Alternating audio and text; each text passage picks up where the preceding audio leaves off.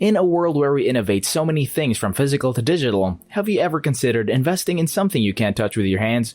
Welcome to Ninth Ocean Crypto. In today's video, we will talk about investing in cryptocurrencies.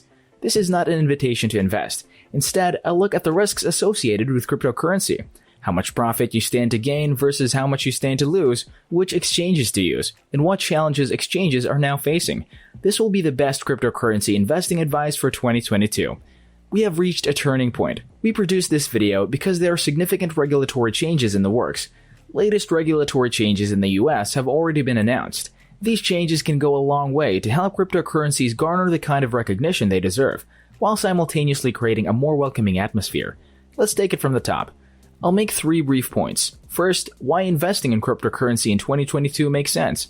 Second of all, we'll talk about the basics, where to invest, how to use an exchange, and the key points to remember when making your decision.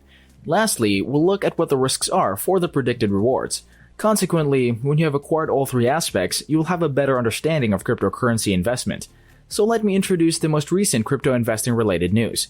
US President Joe Biden has stated that cryptocurrencies will be regulated, and he has directed his staff to undertake a more in-depth analysis of the crypto economy and offer reforms.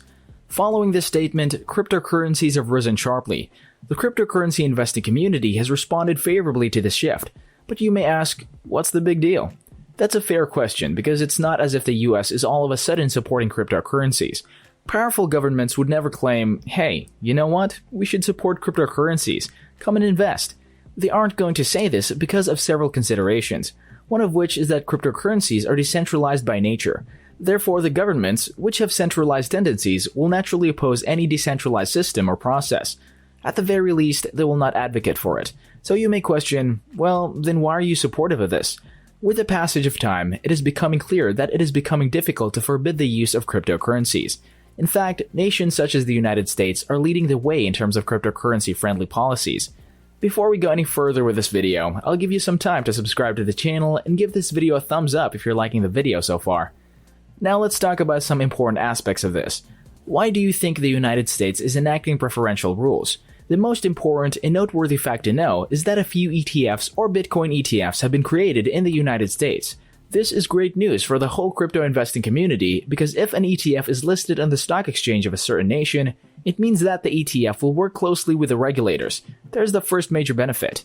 A second advantage is that public companies like Coinbase, for example, have decided to devote themselves exclusively to cryptocurrency.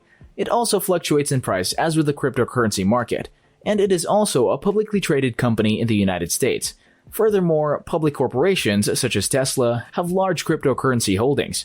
For example, Tesla has $2 billion in Bitcoin in its assets. What this demonstrates is that the United States is a significant part of the cryptocurrency revolution. One outstanding question that lingers is, given that powerful countries like the United States won't be able to manipulate money the way they did in the past, why is the United States supporting cryptocurrencies if that's the case? So, have you ever wondered why powerful countries like China banned it?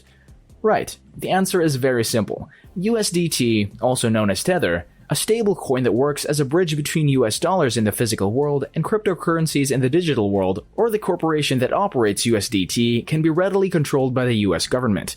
As a result, they hold significant authority. USDT is one of the most powerful stable currencies, and if the US can create and implement such systems, it effectively controls a large portion of the crypto network. And if this actually becomes the new generation currency, the United States will have every motivation in the world to support strong crypto policies. That is exactly what is occurring. Even the most recent declaration appears to confirm the US government's ambition and goal. This is the first and most important reason. The second major reason is that cryptocurrencies have stood the test of time. What exactly do I mean by time-tested? For example, if you look at the history of Bitcoin, you will see that it was created in 2009 and began trading in 2012. Bitcoin has endured a slew of storms, including the latest Russia-Ukraine conflict as well as a Chinese ban. One may argue that there have been several Bitcoin cyber attacks in which Bitcoin has been taken from exchanges. However, this is a problem of exchange. This is not a Bitcoin problem. Bitcoin has never been hacked as a network. There's no issue with the Bitcoin network, it's the exchanges that have been attacked. The third and last reason to invest in cryptocurrencies, or at least a reputable coin, is the emergence of new sectors.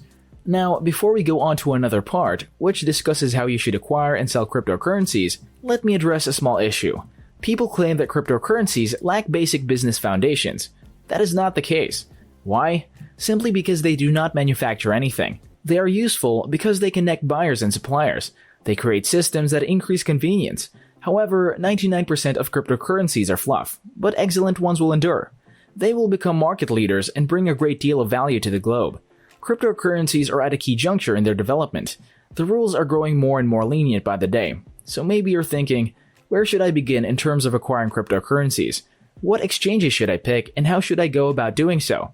You're free to choose any exchange. However, in terms of exchanges, you have two options. The first exchange features a banking option via which you make fixed deposits on your coins. On a fixed deposit in Bitcoin, you will earn 6.7%. Similarly, if you acquire other cryptocurrencies such as USDT or Matic, prices might rise to as high as 12.67%. On the other hand, some exchanges just enable you to purchase and sell Bitcoins. So if you buy one Bitcoin in a certain exchange with the intention of transferring it to your wallet, you probably don't need this banking function because you won't be able to perform fixed deposits on these exchanges. So which exchange should you choose? This is all up to you.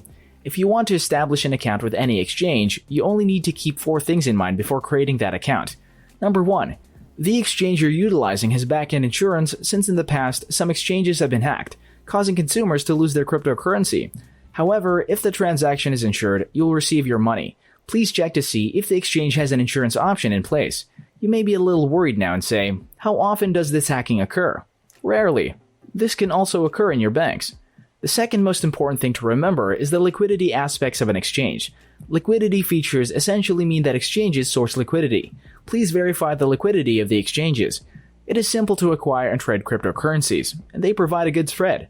The spread, which is the difference between the purchasing and selling price, is the more crucial factor. It is more crucial to consider the spreads than the actual purchasing or selling price, so keep this liquidity feature in mind at all times. Third, evaluate who is financing such transactions. Always make sure that the exchange is reputable. The last element is the added functionality in the UI UX. For example, there are only a few exchanges where you can buy things on dip right now. Now let's go on to part 3 of this video, in which we explain how you should go about investing in cryptocurrencies, as well as the expected rewards and risks when you do so. So first and foremost, our advice is that cryptocurrencies should just be a portion of your total portfolio. Please keep in mind that you are investing in cryptocurrencies as an asset class. You're not putting all your money into cryptocurrency. Second, I'd like to emphasize the importance of investing in respectable cryptos.